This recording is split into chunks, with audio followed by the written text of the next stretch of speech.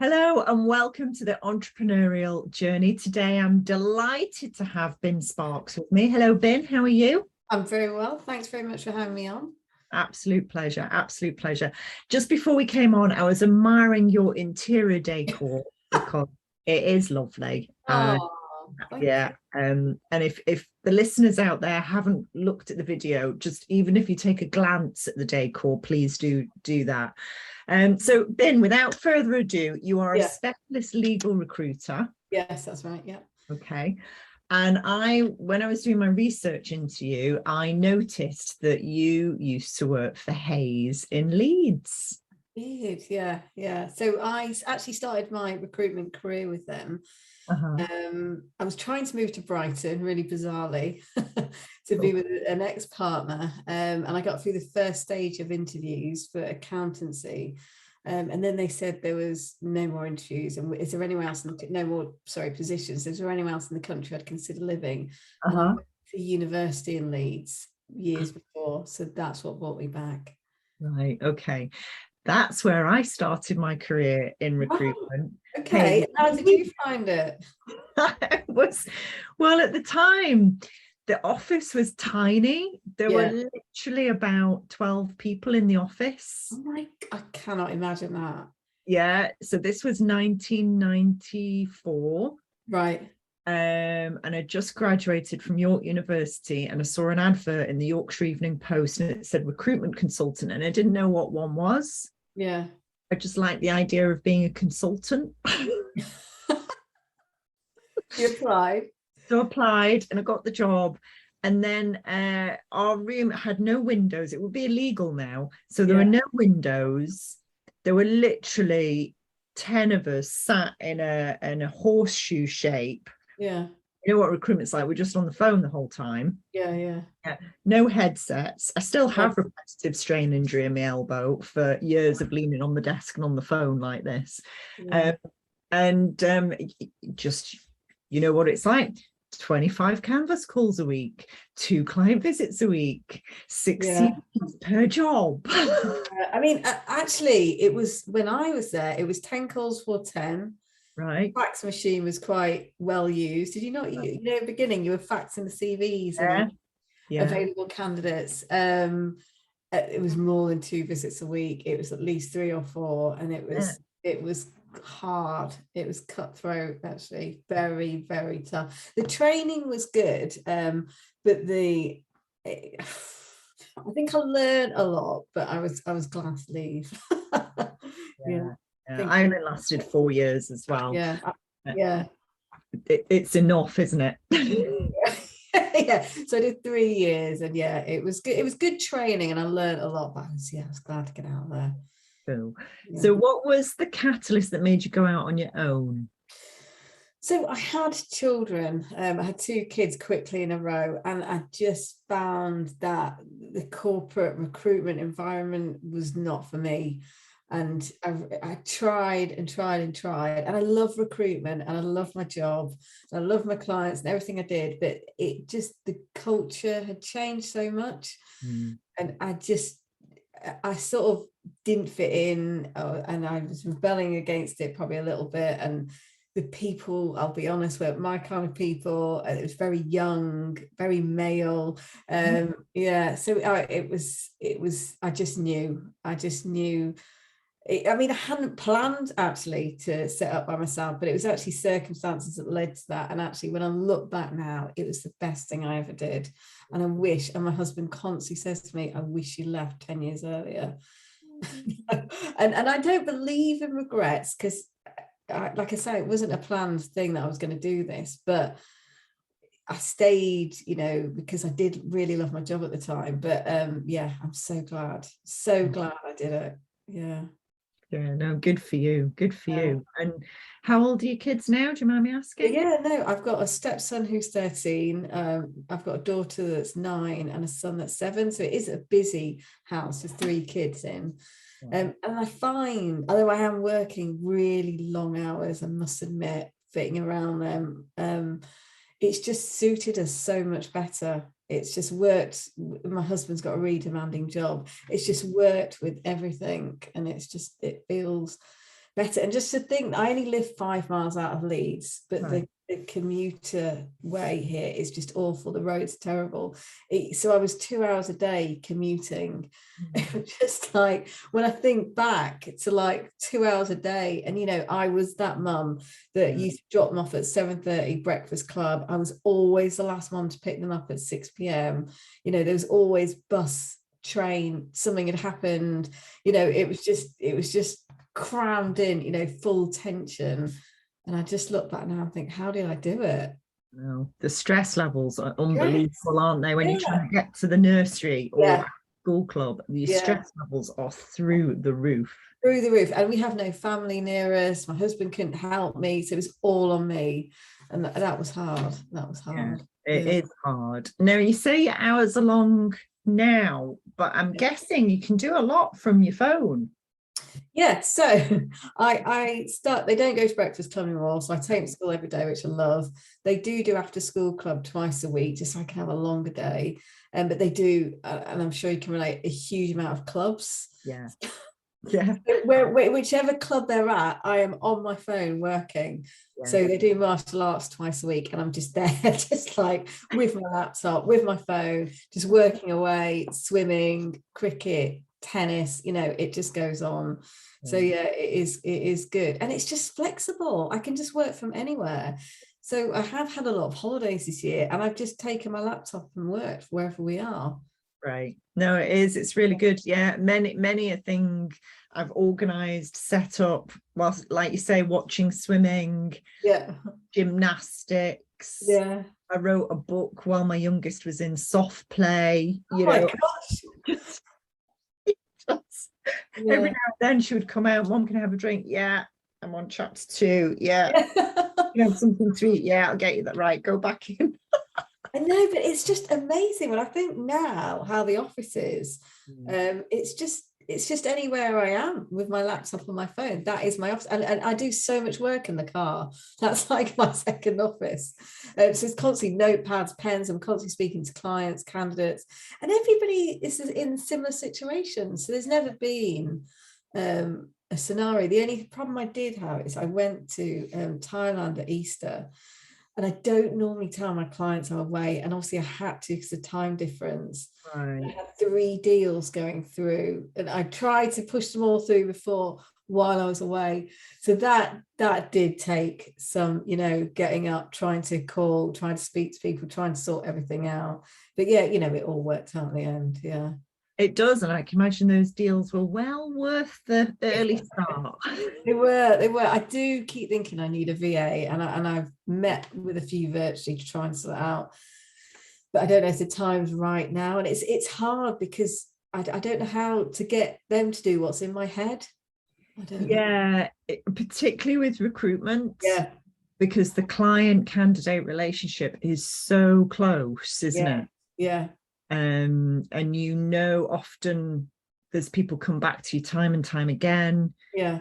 Their history, their family. You really do get clients and candidates. You get to know them really well, don't you? Yeah. And having a VA step in, it's like, yeah. So I haven't committed to that, and maybe I will do it in the future if I had some sort of project work. I may need someone, or I'd love a resourcer, but I just don't know how you manage that efficiently from a distance. I don't know. Pass. I can't help you with that bit. That's all right. So yeah, those are the only things I thought that might be able to help. But what I've learned, I've made mistakes, I've scaled back, I know what I can fit in now. So when I first set up, I previously have covered the whole of the north in my last job, so I was in touch with all of my clients. But as time's gone on, my actual client base has got smaller and smaller. So I only do Yorkshire. I only work with certain clients now. So yeah, and that's actually better. I don't need to work with loads. I do spot business with different ones. I'm working with newer corporate clients that I never had any dealings with before. So it's actually, as time's gone on, I've learned, and it's much, much better. Better for your sanity and better outcomes for the clients and candidates. Yeah. Wow. Yeah. They've got their own personal in-house search and selection profession almost, haven't they? Yeah. Exactly. Yeah. So it's basically the clients I really like. I really, really work really hard for. Yeah. And that's the beauty of being self-employed. You just work with the people you like. Exactly. Whereas before, obviously, you're you've got to be in this patch, you've got to do this many visits. It's I don't think that's for me. I don't think I'll ever go. I think self-employed was it was like finding my niche. It was like, this is what I was meant to do. Always. I don't know if you feel like that. It's just, I could never be in an employed environment again. Oh God, no. I mean, I haven't been employed since 1999. Really? No. Wow. No, I did a year's contract with the company, and we decided it was more efficient that I was on PAYE for a year. But that's literally it. I count myself now as unemployable. I think I am as well. Yeah. You kind of you get so used to, just like you say, going on holiday when you want. Dropping everything for the kids when you need to. You don't have to ask permission for anything. No. And everything you bill is yours. Oh my God. When I think back, I think I made my last employer over 2 million, and what I saw of that, hardly anything. So that alone, it's I've like multiplied my salary so many times now. So that I'm very happy with. It's good, and it means that you can, I don't know whether you're planning for, I don't know how old you are or whatever, whether you're planning for the future, but it means that you can put more away for the future. You can diversify your investment interests. And it means you get more options, I think, rather than just staying on this treadmill until you reach pensionable age. Which at the moment is probably going to be about 86 at the rate we're going. I know. Well, actually funny. I'm just sorting out my finances now because I don't have a pension in place. I haven't set anything up like that practical stuff. So I'm just putting all that in order now. So that's all being done. Good. As somebody on the wrong side of 50 or the right side of 50, whichever way you want to look at it, it's like, I'm really glad that when I ran my recruitment business, that one of the things I did was stuff money into a pension. Oh, did you? Right. I did, and probably more than I needed to at the time, and I'm so glad I did. So that's my big regret. I didn't when I was employed. I just used to avoid it, play the minimum. I made so many silly mistakes. I had a rental property, and I thought, well, that's my pension, so I don't need to invest. When the market last crashed, I sold it after that. And loads of money. So but you learn from experience, don't you? Hindsight's a great thing. You look back now and think, God. You look great for your age, by the way. I wouldn't have thought you were 50. Right. So there's a little on the video setting on Zoom, there's an HD filter. Right. So I cheat. I turn the HD filter up. Wow, you still look incredible though. Thank you very much. I appreciate that. 3 kids, several businesses, and a divorce behind me. It's not bad. So now you have this beautiful, some people would sort of say this in a sneery way, and I'm saying it in the most positive way possible, that you have a beautiful lifestyle business. I mean, it just fits perfectly with where you are and what you're doing and what you love. Can you see that changing? Can you see it developing into anything else? What are your thoughts? No, because I don't want to employ anyone else. I don't want to expand. I have no plans to like take over the recruitment world. I just want to be content and happy in my little bubble, and I really am right now. And sometimes I feel bad because you see often on LinkedIn people saying, oh, I'm scaling up. That's everyone scaling up. I'm scaling up. I'm making this much. But really, I know we all want more money essentially, but enough is enough, and I'm quite happy. So No, I don't think it will change, because this has suited me perfectly. I don't want to ever, as I said, be employed again. And I'm just really content. I've got a great client base.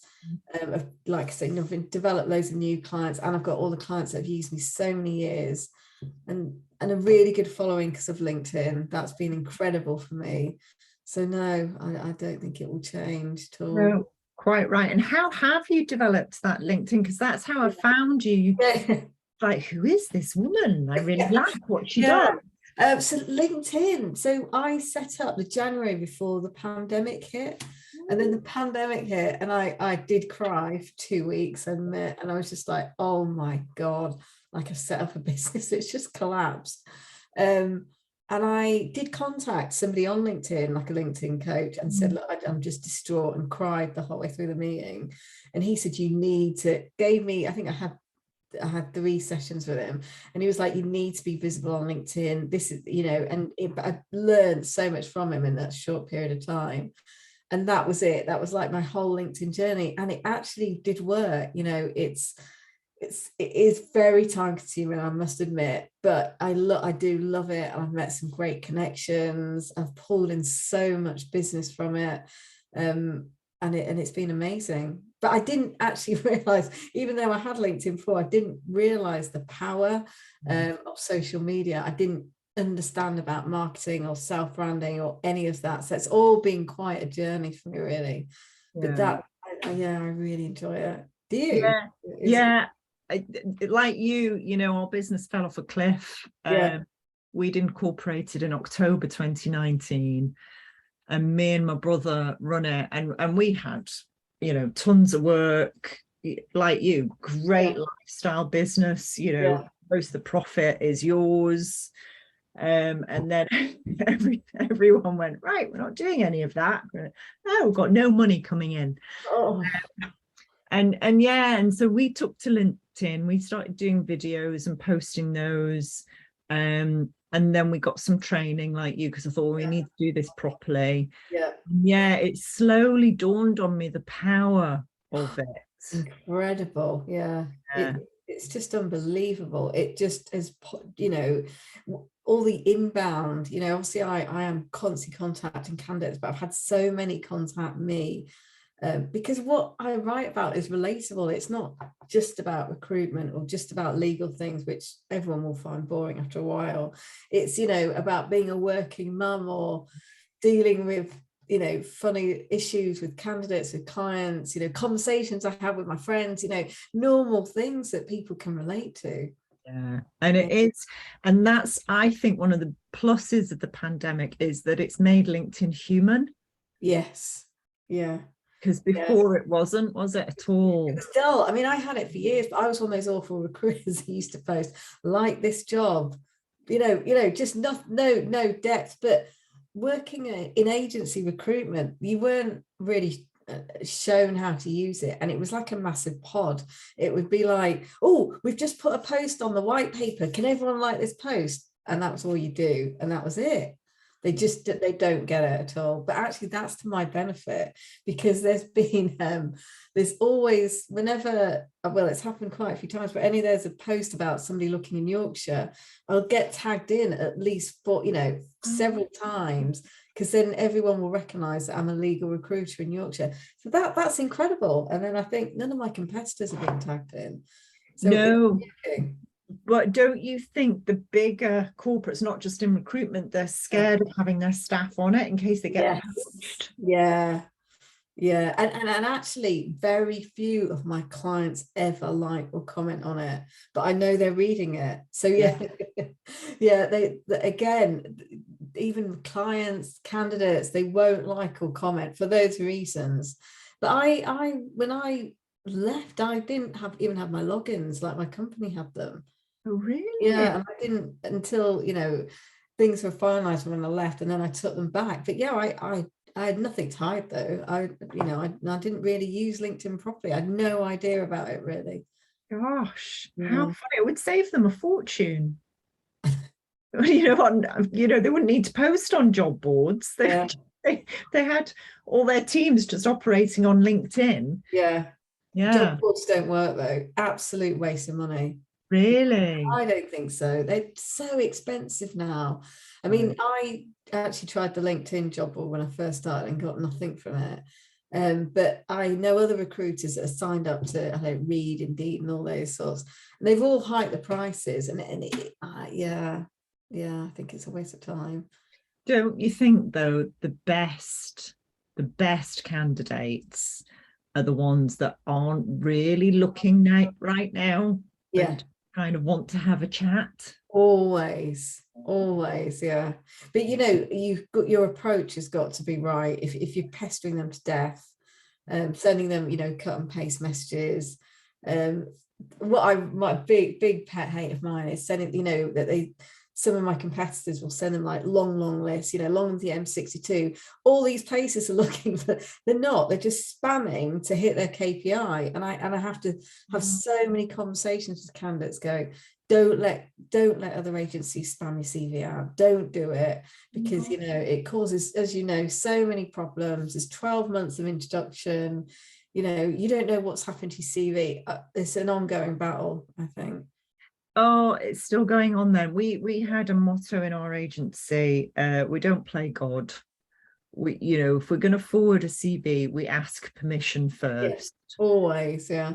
Otherwise, I just think it's a bit rude, to be honest. I just think it's impolite. It is, but it's still. And some of them, like particularly the junior side, they have no idea. They don't know where it's gone. They don't know what's happened. It's not they good. never hear from the recruiter again. They're getting ghosted. It's poor. Yeah, it is poor. Okay, so you were listed as one of the top 1,000 influential women?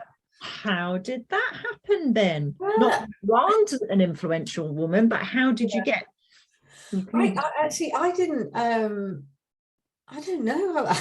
That was purely from LinkedIn exposure, though. Right. But I think my name got mentioned when they were nominating several times. I'd never wrote in my way.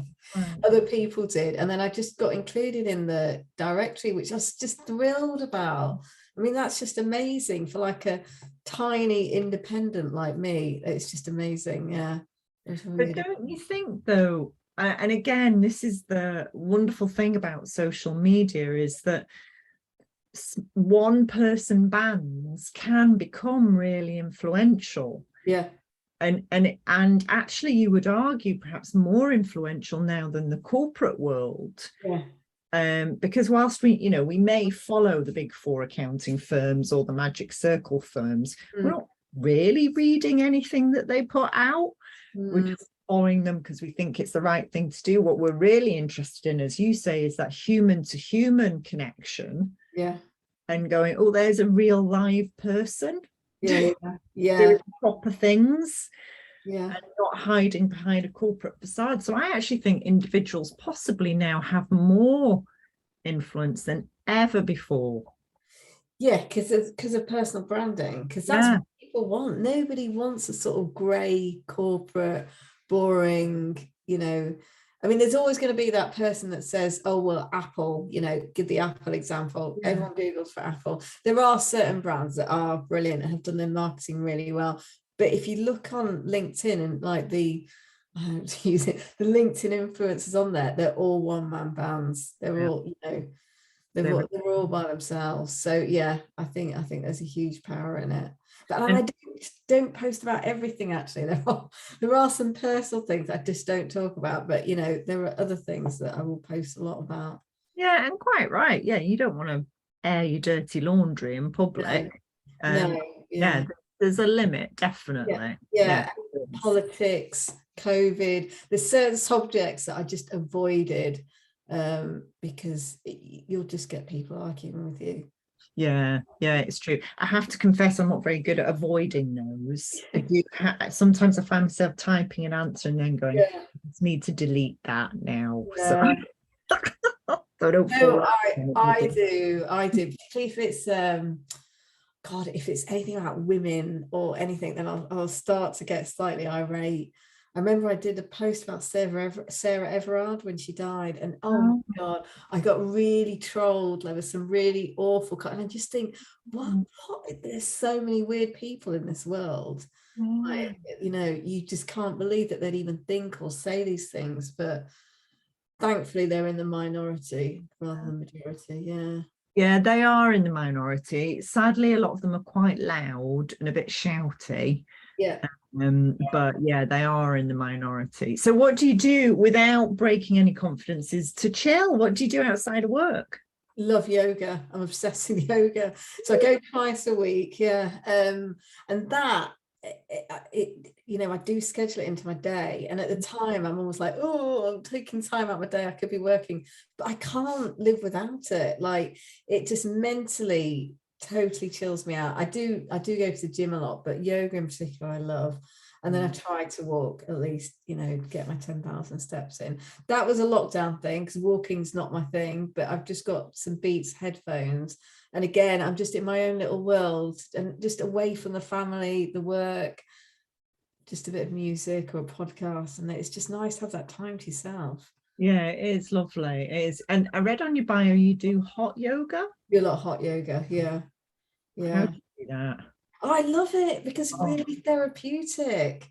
God, I nearly died. I did it. You tried? What did you like? I'm very pale, okay? Pale with blue eyes. So he and me don't get on. Yeah. So, you know, if I go on holiday, if it goes above 24 degrees, I'm under the umbrella in the shade with Factor 50 on and a hat. So hot yoga just doesn't work with my body. I just get too hot and sweaty and a bit lightheaded. Oh, I absolutely love it. There's nothing I know none of my friends do hot yoga, none of my friends do normal yoga. I'm like a bit of an anomaly. So yeah, I love cooking and entertaining. So I'm quite sociable. I've always got people around, and I like cooking. Normal yoga once a week. I do Ashtanga. Is that the one? I love Ashtanga. Yeah, that's what I normally do. Yeah. I do, and that's my reset button on a Saturday morning. No matter what's gone on during the week, an hour of that just sorts me out, and I'm off and away. But it took, I exercise once a week. Tuesday morning I'm at the gym doing my body pump, because ladies of a certain age need to build muscle. But you get to the point where you're like, no, I don't feel bad about this, because it's my business. Because it's down to me most of the time. I need to sort myself mentally and physically. And if I'm not sorted mentally and physically, then I fall over, and then the business falls over. And it's nice to have that time to stop. My mind's going 100 miles an hour, to just stop, because sometimes my teacher has to keep telling me, like, bin, if my mind wanders, and then you just throw yourself into it. Do you find that? And you can just switch off. You do. You really do. Yeah, you really, whilst you're trying desperately to get into some weird position that the yoga teacher makes look really simple. You can't think about anything else at all. No, you're quite right. Okay, so my Columbo question for all my podcast guests is, if your business had a personality or a character, how would you describe it, or who would it be? Oh, that's really that's a really good one, I say. Well, I've just got to say sparkle, because I posted a testimonial this morning, and one of my contacts wrote on there, you say what you do on the tin. So like, that is me. So it's a lovely testimonial from a candidate, and I just think the sparks and the sparkle, I hope it all comes out, you know, in me and my personality. So when I was looking for a company name, I went through and thought, and then I just thought, this is me. Like, that is my surname. So yeah, I hope a spark. It is a lot. I love your name. Absolutely. Is Bin short for anything? Or? No, it's just Bin. Yeah. Oh, I love your name. And is Spark your married name or your maiden name? Married, yeah. So right. Name, yeah. How fortuitous. Thank you, Mr. Sparks, for giving you one of the best names on LinkedIn ever. Yeah, I know, I am. And I didn't want to take a married name. I was like adamant I wanted to keep it. And then eventually I moved it, and I'm so glad, because it's helped me out. Me too. Right, I will watch your posts with interest. Thank you so much for today, Ben. I really, really appreciate it, and best of luck. Thank you so much. Thanks so much for having me. Really appreciate it.